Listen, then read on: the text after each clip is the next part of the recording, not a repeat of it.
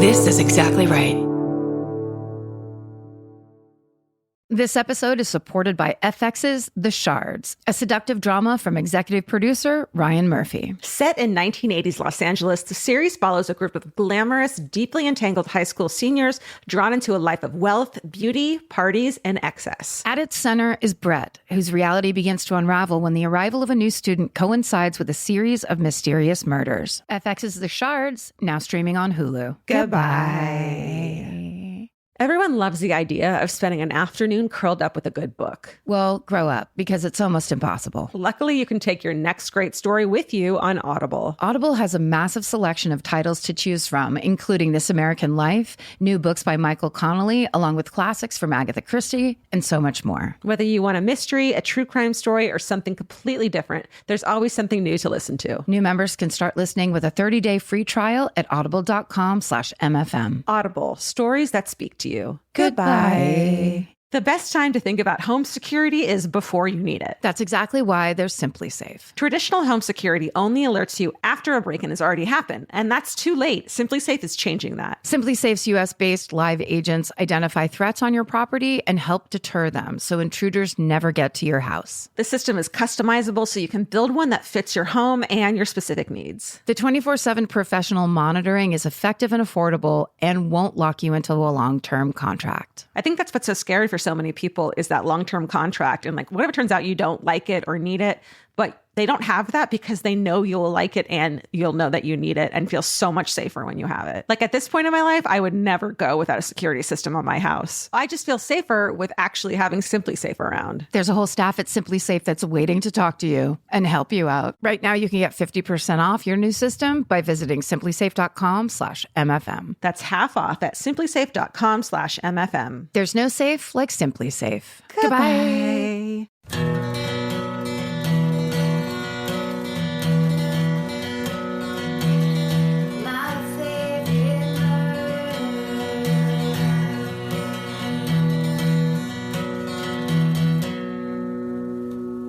Hello. And welcome To my favorite murder. The Minisode. That's right. It's Minnie for you. Are you ready to hear your emails? Oh, should I go first? Yeah. This time? Okay. This is called Solo Trip Ghost Story, sorta. Hi, all. I've been listening to the show since the episodes were named after the episode number. And I did not once feel I had a story worthy of retelling until you called for solo trip stories. Okay. Trigger warning, this does contain a mention of someone who died by suicide, so I won't call it lighthearted, but it is uplifting. In October 2018, I decided to take a solo road trip from LA to Portland, Oregon. I planned every stop I made ahead of time, which included a night stay in Eureka. It's a pretty quaint little coastal town in Northern California where my aunt used to live. A little about my Aunt Sam. She was sort of oddball, black sheep of the family, never married or had kids, but loved her dogs like her own children. Been there. Picture the long, silver-haired, chain-smoking, crystal-wearing hippie type. Then it says, an icon. She wasn't the kind of person that was easy to get along with, but don't get me wrong, she adored my sister and me and was nothing but loving towards us. The older I get, the more I feel I understand her. I, too, moved to the West Coast, have no plans of marrying or having children, and prefer the company of my cat to most people. Mm-hmm. Unfortunately, I can't ask for her side on a lot of things because about 16 or 17 years ago, she died by suicide. Back to my road trip in Eureka. The point of the trip was a sort of self-reflection walkabout. I had a lot of demons that I needed to face, and my goal was to fall in love with myself by the end of the trip, or at least pave the way to make that possible. This particular night, I went to a little restaurant on the water and sat at a table by the window where I could watch the sunset on the bay. It was the first time in a long time that I felt true peace. Not just happy in a moment, but actually feeling okay with being in my own company. It says, weird concept, I know, which it's totally not. I fucking get that completely. I'm sure we've all been there. I think a lot of people feel that way. Yeah.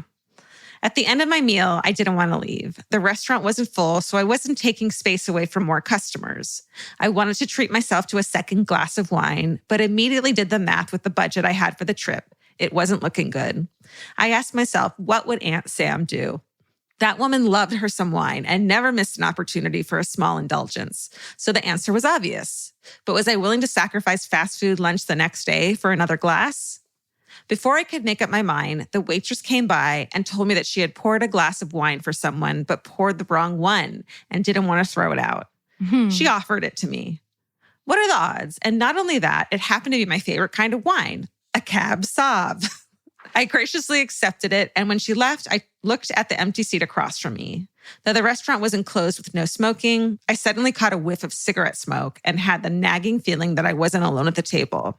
Though I can't say for sure, something told me that Aunt Sam was there having a glass with me. In case you're curious, the road trip was a total success.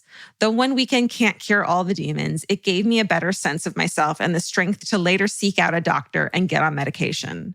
Much of that I have to thank the MFM team and family because of the way you normalize mental health struggles and seeking out help for it. Thank you for filling the last 7 years of my life with morbidity and humor. Stay sexy and get that second glass, even if it's non-alcoholic. JT Tally, she, her. Nice. Yes. As aunties, I think we appreciate that one. Also, just that idea kind of going on like what they call a walkabout, but kind of ending up where your aunt lived, you know, obviously maybe there's something subconscious to that about like, what is it to be by yourself and actually analyze yourself and take kind of stock in your life to do something about it? I mean, yeah, I don't know. That's really beautiful. And also it's weird to smell cigarette smoke in a modern restaurant. Yeah, totally. It's simply not allowed. That maybe Aunt Sam used to go to, for all we know. That'd be awesome. And also that is really, sometimes those stories are like, these are all the things that are happening. And then later on, I found a $20 bill or something like that. And it's like immediately the waitress is like, here. Yeah. Here. Totally. You don't have to decide anymore. I decided for you. Yeah. I love that. I love it. The subject line of this email is Jury Duty, the Mafia in the 70s. Dear MFM friends, in the late 1970s, my mother-in-law, Elaine, was summoned for federal jury duty in Philadelphia.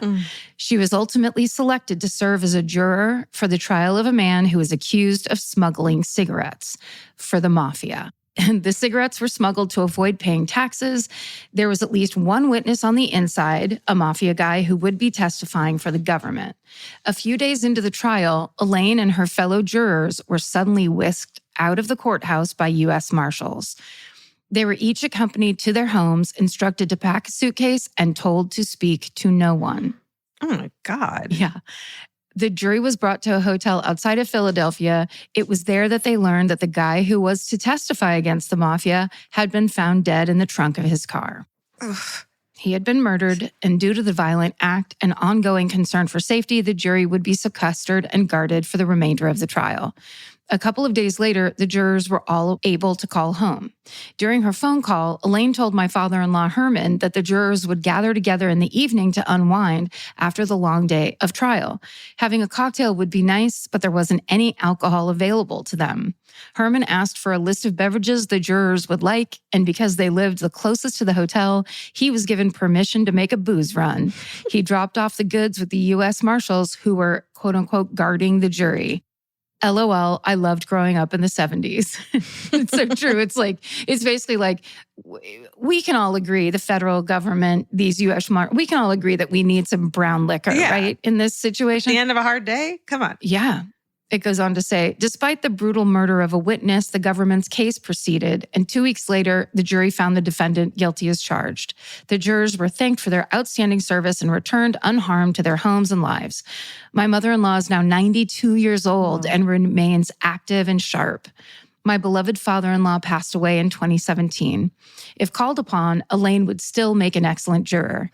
And me and my husband, their son, would be delighted to take up the booze runs where Herman left off. Stay sexy and fulfill your civic obligations, but keep Herman on speed dial. Liz, she, her. Oh, that's cute. Isn't that sweet? Yeah, I love that. Oh, how scary.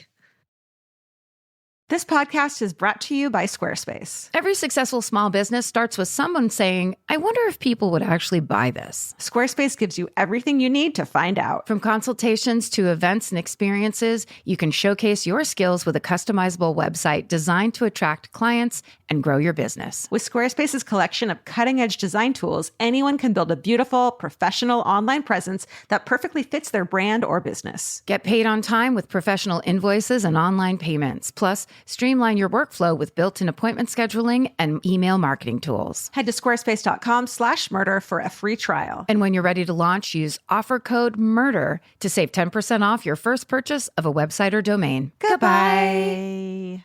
This episode is supported by FX's The Shards, a seductive drama from executive producer Ryan Murphy. Set in 1980s Los Angeles, the series follows a group of glamorous, deeply entangled high school seniors drawn into a life of wealth, beauty, parties, and excess. At its center is Brett, whose reality begins to unravel when the arrival of a new student coincides with a series of mysterious murders. FX's The Shards, now streaming on Hulu. Goodbye. In the summer, healthy habits are easy to keep until you leave the house. You walk out the door, and the next thing you know, you're barefoot and feral in a gas station candy aisle. That's why Kachava makes it easy to maintain your routines. Kachava is an all-in-one nutrition shake, and now it comes in new travel packs. Every packet gives you a simple shake with protein, fiber, vitamins and minerals, greens, probiotics, omegas, electrolytes, and more. They're easy to toss into a bag, easy to take on the road, and a simple way to stick with your normal wellness habits, even when your schedule changes. Man, that Kachava matcha in the individual packs is like my dream snack. It's exactly what I need and want in between the not great meals I'm eating for lunch and the snacks I would have had anyways that are terrible for me. Like, this is something I feel like I'm treating myself when I take. You're treating yourself to vitamins, fiber, all these things that your body really wants and needs and kind of craves that it does seem like it takes a big effort to get. So now you're getting it all in one packet and in a little drink you like. Take your daily ritual with you. Go to Kachava.com and use code MFM for 15% off your first order. That's Kachava, KACHAVA.com, code MFM. Goodbye. Okay, this is called Penis Park, Korea. Oh. The word penis comes up a lot in this story, and it feels weird, but it's a funny story, so. Go for it. Hello. I know you didn't ask for this, but since you were talking about the Penis Museum in your last minisode, don't remember that? It's a different podcast. I thought I would tell you about the time I stumbled across a park full of penises in Korea. Nearly 20 years ago, when I was working in South Korea, I decided to go on a road trip. One of my coworkers ominously told me that there was a park I had to see and gave me directions. So I went to this park. I don't know its real name, but I will call it Penis Park, as it was full of giant penises.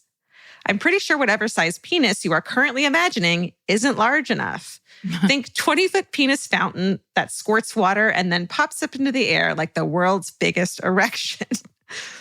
Penis benches, penis chairs, all of the zodiac animals carved into 12-foot tall marble penises. Enormous penises as far as the eye can see. Now, you might be wondering why there is a park full of giant penises in Korea. Well, the story behind that is equally amazing. There was a young woman who had to gather seaweed, so her fiancé rowed her out to some rocks in the sea. She died tragically when a storm blew in because her fiancé didn't come to get her off that rock. In one version of the story, he'd gone drinking and forgot she was out there. Anyhow, having died a virgin, her ghost was really mad and scared away all the fish. This story takes place in a fishing village and makes the lack of fish problematic. Drinking seemed to be the solution. One day, a fisherman who had gotten drunk because he couldn't go out and fish was on his way home and had to pee. He took out his penis and peed in the sea. The ghost of the woman, abandoned on the rock, saw his penis and thought, well, that's real nice. I guess I'm good now. She stopped scaring away the fish, and they built a park on the spot where the fisherman peed in the sea to ensure her spirit remained at peace. So if you ever have a ghost problem, there may be a phallic solution. The story of the creation of the park was told to me multiple times by a man who may or may not have been a tour guide. He just really wanted to make sure I understood the penises, so I cannot guarantee the story's accuracy. I bought a ceramic penis at the park gift shop and snuck it into my mother's china cabinet, where it was on display for many years to the great amusement of me and my siblings. It has since disappeared. I have many fond memories of South Korea and all the wonderful people I met there, and I'm planning to return in the near future and will revisit Penis Park when I do. Thank you for your lovely podcast. It gets me through my long days at work. Mamie. Mamie, how long were you in that park? Talking to strangers? Yeah. Just hanging out. Yeah. Just hanging out in that park? That's amazing. I feel like when you first started that story, I feel like I've seen or read mention of that somewhere before. Okay. This, okay. I'm not going to read you the subject line of this one. It just starts, hello, murder divas. And then there's 2 asterisks after that. And then below it says pets included. One of the many ill-advised purchases my trash dad made on eBay in the 90s was an Army surplus parachute. I'm not sure what inspired this purchase. I think it was just a natural escalation of his obsession with kites. There were 4 of us kids at the time, and we lived on a little hill next to a retired farm in the Midwest, surrounded by a few trees and then cornfields as far as the eye could see. At the bottom of our large backyard was a sturdy tree that already held a treehouse and a rope swing. Because our house was built on the highest point for several miles around, we would always get a lot of wind. On a particularly gusty day, my father decided it was time to take the day off work and fly his new parachute. This parachute was designed to be used when jumping out of a plane during World War II, but my father's idea was to anchor it to that large tree and try to fly it like a kite using the steering ropes to keep it in the air with just the power of wind. Weird, maybe pointless, but so far harmless. Until he decided to fly my little brother. As my mother watched frantically from the window, probably deep in prayer, my dad tied one of those little red and yellow baby swings from our swing set below the giant parachute, and up went my 7-year-old little brother. At this point, the wind was gusting from 25 to 30 miles an hour. I know this because my brother was clutching our home video recorder, recording a dizzying POV running commentary of the entire experience as he was lifted 10 to 20 feet in the air. Oh my God. I say 10 to 20 because as the wind gusted and died, the swing would shoot up with the gust and then plummet back towards the earth as my dad struggled to steer it to the next gust to keep it afloat. We all thought this was terrific fun. And the full danger of this activity didn't hit us until a few minutes after my sister, who was 5 years old, had been safely returned to Earth after her turn to be flown like a kite. As the parachute took off again from the ground, the empty baby swing bobbing and tossing below it, there was a loud crack like a gunshot, and the thick branch that the parachute had been anchored to broke off at the trunk, and the whole thing went flying out of control across our yard and into the neighbor's farmyard. We all stood and watched in horror as the little red baby swing smashed into the exposed rafters of an old barn, and the parachute wrapped itself around a nearby tree. It was a very quiet group of us that looked to my dad for a cue on how to react to this turn of events. Good thing your sister wasn't still in there, he said cheerfully as he started to walk back to the house to retrieve the ladder. Needless to say, my mother, who watched the whole thing from the kitchen window, put a stop to the, quote, flying the kids like a kite game forever after that. My father has put my siblings and my life in danger many times, but I'm pleased to report that we have all reached adulthood with minimal injuries and maximum need for therapy. I wish I could send you the video my little brother took, but I'm no longer in contact with my family of origin because, well, Christianity and queerness don't always mix. Thank you all so much for providing me with hours of terror and laughter. Your commitment to silliness and learning publicly inspires me. Stay sexy, and when your dad is also in the cult, find somebody else to call. Ilana. He, they, she. Aw, Ilana. I mean, you can still tell trash dad stories because it's your memory. So you get to do whatever you want with it. Yeah. Now you get to build a new life. That's right. This one is about someone and an event that comes up weirdly a lot in my house, so I had to read it. This is called Fabio, a Goose, and My Dad. Oh, yeah. I don't know why Fabio gets, as a joke, brought up a lot when Vince will be like, I'm going out, don't invite Fabio over or something like that. And then I was thinking that like maybe a lot of the young kids who listen to this podcast, those youngins, don't know about this story, don't know who Fabio is. He was this like quote unquote hunk who was on the cover of like romance novels all the time and in the 90s, right? And it's just like kind of ridiculous persona.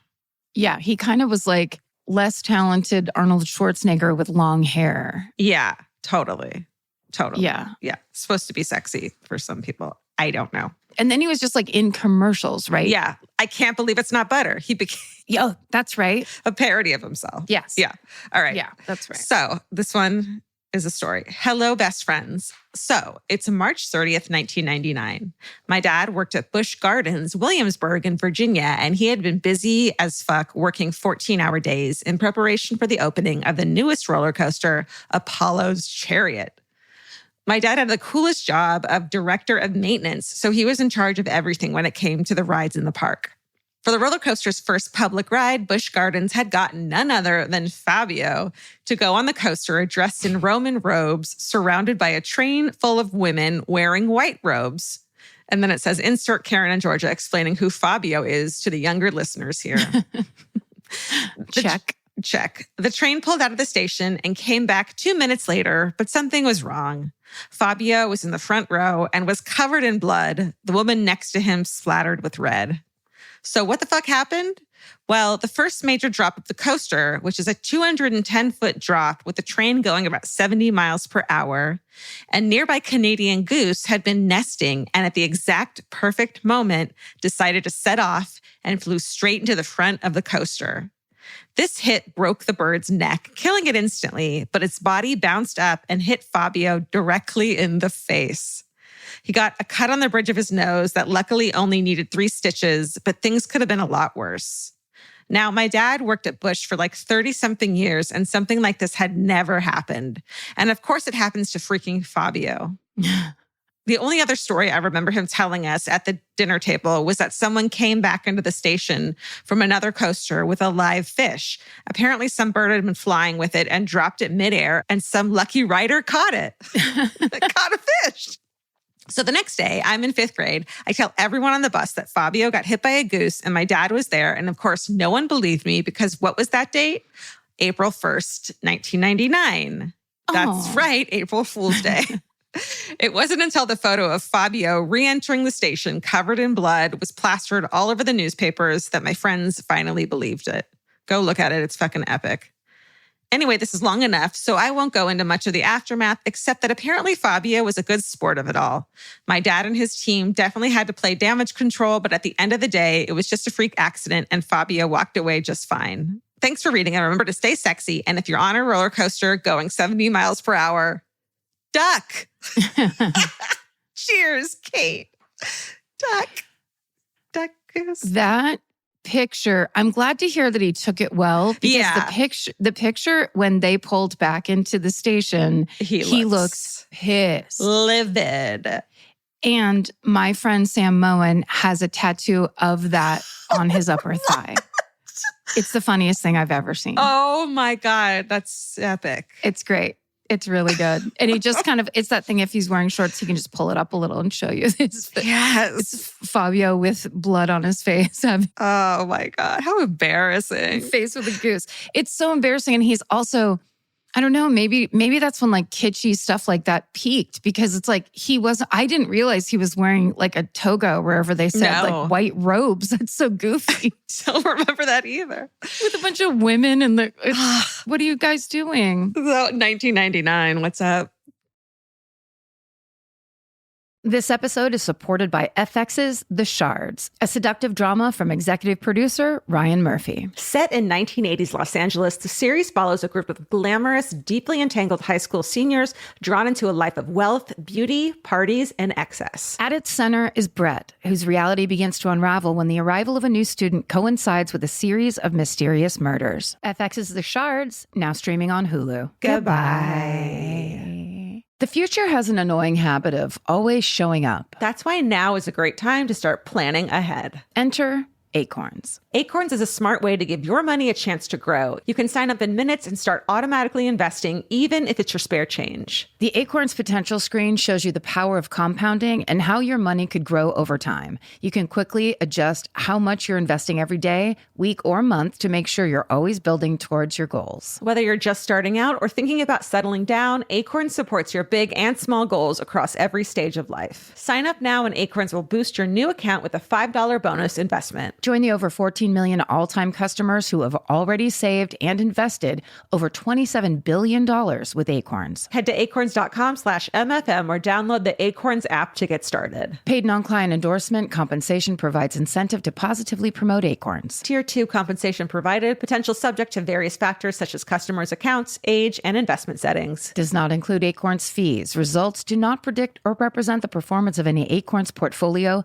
Investment results will vary. Investing involves risk. Acorns Advisors, LLC, an SEC registered investment advisor. View important disclosures at acorns.com/MFM. Goodbye. Buying clothes is easy. That's why everyone's always doing it. But finding clothes you actually want to wear is the hard part. Get all your favorite elevated essentials at Quince. Quince specializes in effortless, high-quality essentials like ultra-soft organic cotton and premium Mongolian cashmere sweaters. They're beautifully tailored and built to last. And it's not just apparel. Quince also brings that same everyday elevation to everything they offer, from hotel-quality bedding and bath to kitchen staples, essentials, and thoughtfully designed furniture. They work directly with ethical factories, so you're paying for quality, not brand markup. It's so true that they have wonderful items that aren't just clothes. I have like 3 of their 100% mulberry silk pillowcases. I've bought throws from there. I've bought bedding from there. And it is just as great quality as their clothes and super affordable. Upgrade your everyday. Download the Quince app for app-exclusive offers or go to quince.com/MFM.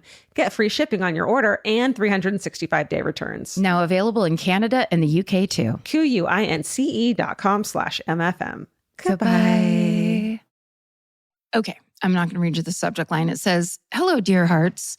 I've noticed over the years that Karen and I have some random things in common. First and most important, we both have dads named Jim who were and are firefighters. Second, we both drove and totaled our Honda Fits pretty much at the same time. Lastly, we both shared an appreciation of Steve Zahn. I actually sent him a love letter when I was 11. It's so embarrassing. It's so embarrassing. I love it. I never heard back, but I'm thinking it's because A, he was probably 30 something at the time and was like, what the fuck do I do with a love letter from a child? Or B, the mailing address I got from Ask Jeeves was no good and he never got it. Either way, Steve, if you're listening, I still think you're great. So do I, Steve. We all do. I do too. We all do. It's hard to argue with Steve Zahn. National treasure. Okay, so everyone knows that writing in library books is strictly verboten. As a former librarian, I will say that there is one small exception to this. These large print old Western novels are most popular with older grandpas, as you might imagine. These guys are old enough that technology isn't really their thing, so they can't just look up what books they have and haven't read. I think a lot of them have that Law and Order SVU syndrome where they get 15 minutes in and think, I've read this one before. They figured out a clever way around this problem with a simple system. If you open the inner cover of any large print Western in the Lake Agassiz library system, you will find these guys started putting their marks inside the books. A lot of the time, it's just their initials, but some of them actually came up with their own cattle brands. This allows them to quickly flip open a book and look for their insignia to know if they've read the book or not. Oh my God, that is brilliant. I know. It's like a little subculture, like library thing that warmed my heart the second I read it. It says, I even witnessed 2 patrons in line discussing the books they planned to check out. One was pointing to the inner cover. CKB with a circle? That's me. I haven't been a librarian for a decade now, and I know some of the oldsters probably aren't Earthside anymore. I love the idea that their small and relatively harmless graffiti is still living on in all of these books. If you'll allow me, a not-so-quick shout-out to my mom, Kelly, sister Katie, cousin Autumn, and best friend Courtney. Lastly, hello to my sweet girls Jane 3, Louisa age 1, and the mystery bun I'm hauling around in my exhausted oven. They are all, of course, too young to be murderinos, but someday they might listen to this, and I want them to know that their mom is always thinking of them and loves them. Take care, Kelsey. Aw, that's so sweet. Isn't that sweet? I'm like, normally we wouldn't let a person do a 5-person extended shout out, but Kelsey has served time in the library system and she gets to do whatever she wants because libraries are sacred. They're trying to take away libraries. This bizarre fascist regime that wants to shut down information and learning and knowledge. It can't happen. And there's a bunch of other current day Kelseys out there fighting it.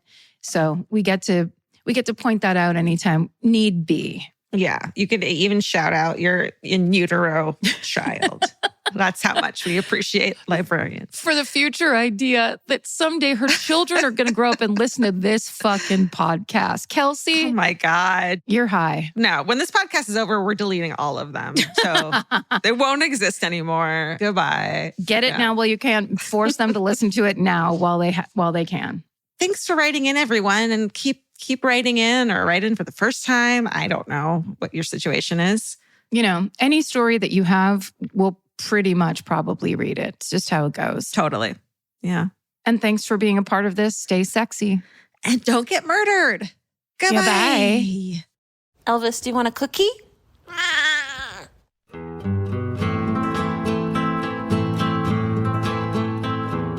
This has been an Exactly Right production. Our producer is Alejandra Keck. And this episode was engineered and mixed by Stephen Ray Morris. Steven! Email your hometowns and fucking hoorays to myfavoritemurder@gmail.com. Follow the show on Instagram and Facebook at My Favorite Murder and Twitter at My Fave Murder. Goodbye.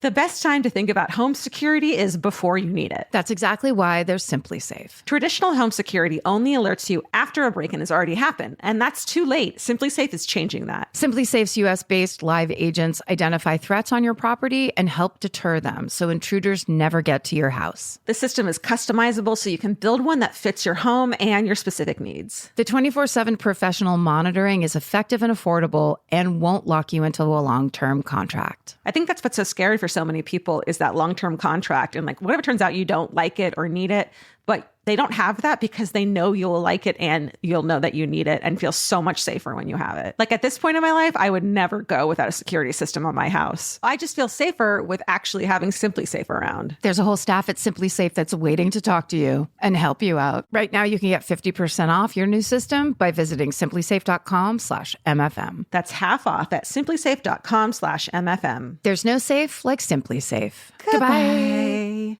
The kids are back in school. Now it's your turn to head back to the beach. During Cheap Caribbean's Back to Beach sale, save $200 site-wide on vacation packages of 4 nights or more with code 200BEACH. Trade school drop-offs for beach walks, lunch boxes for beach bars, and your daily routine for adults-only relaxation. Use code 200BEACH and get more beach for less money. Book your beach vacay today at cheapcaribbean.com. Goodbye. Bye. Capture your favorite summer feeling with Pandora Jewelry. Discover a collection inspired by the sunshine, freedom, and moments that make the season unforgettable. From sun-kissed metals to personalized pieces ready to be engraved with your summer mantra. Each design moves with you from beach days to golden nights and every memory in between. Shop Pandora Jewelry's new summer collection in-store or online at pandora.net and let your summer unfold. Goodbye.